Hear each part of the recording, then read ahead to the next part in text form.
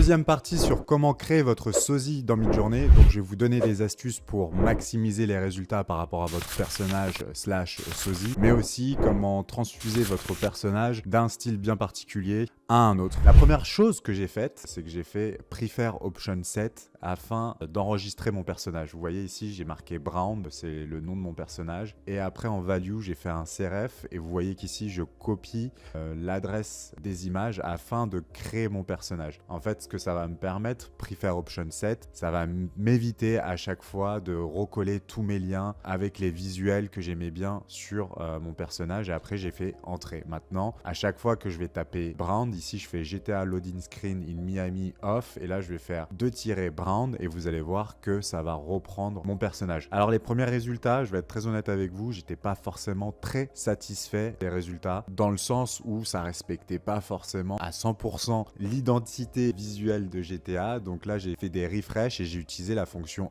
sref pour voir si ça marchait un peu mieux. Ça marchait un peu mieux, mais c'était pas encore ça. Donc là, vous me voyez en train de galérer à essayer de trouver quelle est la solution à ce problème. En même temps, j'avais créé aussi mon personnage sur Wes Anderson. Pareil, les résultats étaient là, mais pas forcément à 100%. Et donc là, vous voyez, j'ai tapé un prompt Vibrant Graphic Novel Cyberpunk Style où j'ai essayé avec mon personnage en rajoutant le style référence. Et là, on va vraiment voir les résultats. Je vais vous expliquer la première erreur que j'ai pu faire. En tout cas, si vous voulez maximiser vos résultats, j'ai une première solution à ça. Parce que ça, c'était les premiers résultats avec le premier style de référence, donc avec beaucoup de couleurs, violet, jaune, etc. Et là, vous l'avez peut-être pas vu, je vais vous le remettre. J'ai tapé SW, donc le style weight que j'ai mis à 1000. Donc comme ça, j'ai maximisé le style weight et j'ai envoyé ma commande pour voir le résultat. Et donc ici, voilà, je me suis amusé à lui rajouter une petite cigarette. Je voulais voir en fait si ça allait respecter le style référence et on va voir les résultats juste après. Donc après, j'ai refait l'expérience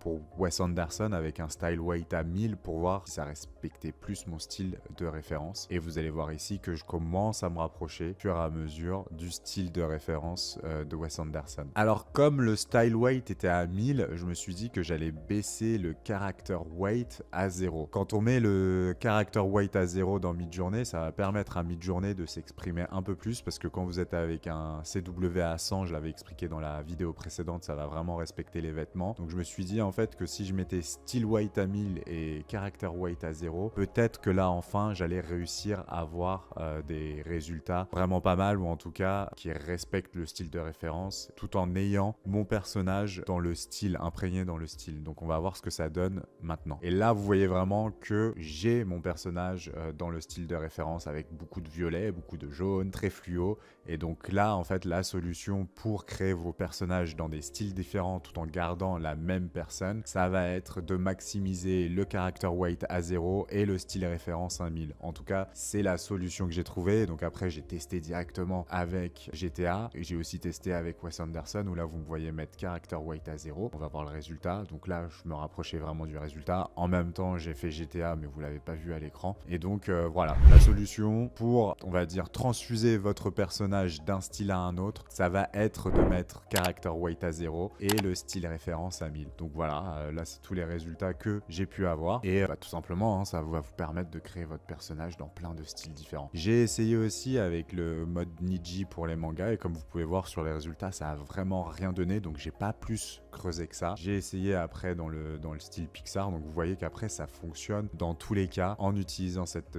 technique de style weight à 1000 et de caractère référence à 0. Et donc après à la fin j'ai aussi essayé de créer ça dans les Simpsons et vous allez voir sur ce cas d'exemple que au tout début j'avais pas donné de style référence et là quand je donne le style référence des Simpsons, vous pouvez voir que je suis vraiment dans un très bon résultat et c'est assez cool à faire. Donc voilà un peu pour l'expérience. J'espère que ça vous aura plu. De toute manière, il n'y a pas grand monde qui va regarder cette vidéo. Donc ça, c'est mon générique de fin avec tout le travail qui a été fait derrière. En espérant qu'un jour, quelqu'un tombe sur cette vidéo. Un grand merci et à la prochaine.